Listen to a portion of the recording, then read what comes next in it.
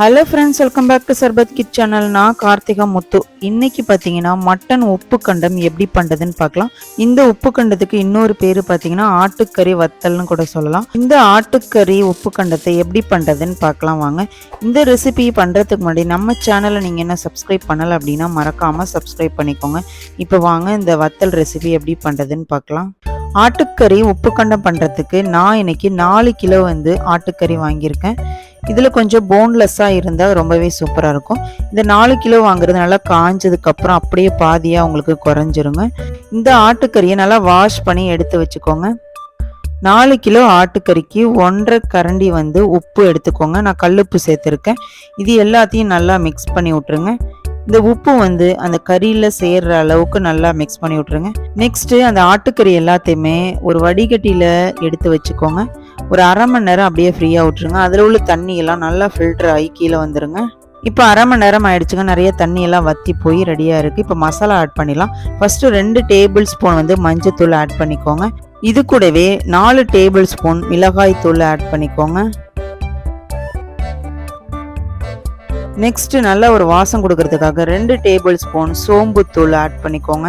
Next நம்ம போட்டிருக்க இந்த மசாலாலாம் அந்த மட்டன்ல படுற மாதிரி நல்லா மிக்ஸ் பண்ணி விட்டுக்கோங்க.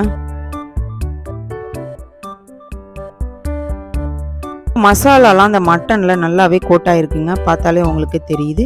இது ஒரு 10லேருந்து 15 நிமிஷம் அப்படியே ஃப்ரீயா விட்டுருங்க. நெக்ஸ்ட் இந்த மட்டனை எல்லாத்தையுமே ஒரு கயிறுல கோக்க போறாங்க. இந்த மாதிரி ஒரு பெரிய ஊசி எடுத்துக்கோங்க. அதுல ஒரு சின்ன இந்த மாதிரி கயிறு மாதிரி போட்டுட்டு ஒரு மட்டனையும் அந்த ஊசியில கோத்து அப்படியே கயிறுல அப்படியே விட்டுருங்க.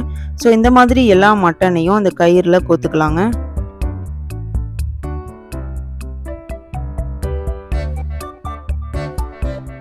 இப்போ எல்லா மட்டனையும் அந்த கயிறுல கோத்தாச்சுங்க.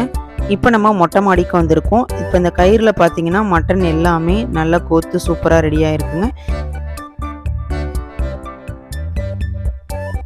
இப்போ மட்டனை ஒரு கயிறில் கோத்தாச்சு. இதை 2 கம்பி வச்சு இந்த மாதிரி 2 சைடுமே கட்டிக்கோங்க. கட்டிக்கிட்டு மட்டனை தனித்தனி பீசஸாக எடுத்து விட்டுருங்க. அப்போ தான் நல்லாவே காயும்.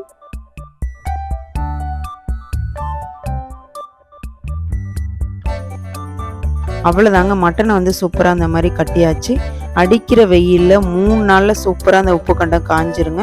இது ஒரு 3 நாள் நல்லா காய விட்டுருங்க. அப்போ தான் உப்புக்கண்டம் நல்லாவே காஞ்சிருக்கும்.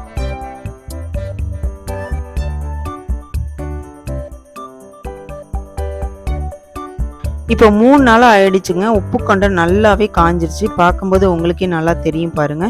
ஸோ இதை இந்த கயிறுலேருந்து அந்த உப்புக்கண்டத்தை எடுத்துக்கலாங்க.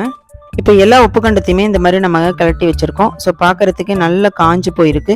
இதை சின்ன சின்ன பீசஸாக அருவாமனையிலையோ இல்லை கத்திலையோ இந்த மாதிரி கட் பண்ணிக்கோங்க. இதே மாதிரி பொரிச்சிங்க அப்படின்னா வேகவே வேகாது. இந்த மாதிரி ஒரு சின்ன கல் வச்சு நல்லா தட்டிக்கோங்க. அப்போ தான் நல்லாவே பொரிஞ்சு வரும்.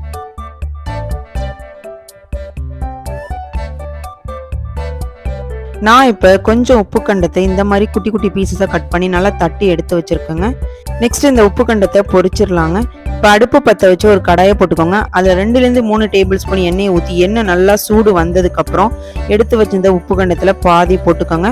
போட்டு நல்லா சூடு வந்ததுக்கப்புறம் அப்படியே கம்மி பண்ணிவிட்டு மிதமான தீயில நல்லா பொரிச்சு எடுத்தீங்க அப்படின்னா ஒரு சூப்பரான உப்புக்கண்டம் ரெடியாக இருக்குங்க. இப்போ எல்லா சைடும் வேகிற அளவுக்கு நல்லா பொறுமையாக வதக்கி விட்டுருங்க. இப்போ உப்புக்கண்டம் சூப்பராக ரெடி ஆகிட்டுங்க. இது ஒரு பிளேட்டில் எடுத்து வச்சுக்கலாம். இந்த மாதிரி எல்லா உப்புக்கண்டத்தையும் பொரிச்சு எடுத்து வச்சுக்கிறோங்க. அவ்வளோதாங்க, ஒரு ஹெல்த்தியான ஆட்டுக்கறி உப்புக்கண்டம் சூப்பராக ரெடி ஆகிட்டுங்க. இந்த உப்புக்கண்டத்தை ஒரு ஏர்டைட் கண்டெய்னர் பாக்ஸில் போட்டு வச்சுங்க அப்படின்னா ஒரு 6 to 8 மந்த் வரைக்கும் வீணாக போகாது. இந்த ஆட்டுக்கறி உப்புக்கண்டம் ப்ராசஸ் ரொம்ப டைம் எடுக்கிற மாதிரி தான் இருக்குங்க. ஆனால் டேஸ்ட் ரொம்பவே சூப்பராக இருக்கும். உடம்புக்கு ரொம்ப நல்லதுங்க. இதை மாதிரி நீங்களும் ட்ரை பண்ணிவிட்டு கமெண்ட் பண்ணுங்கள். உங்களுக்கு இந்த வீடியோ பிடிச்சிச்சுன்னா ஒரு லைக் பண்ணுங்கள். தேங்க்யூ ஃபார் வாட்சிங்.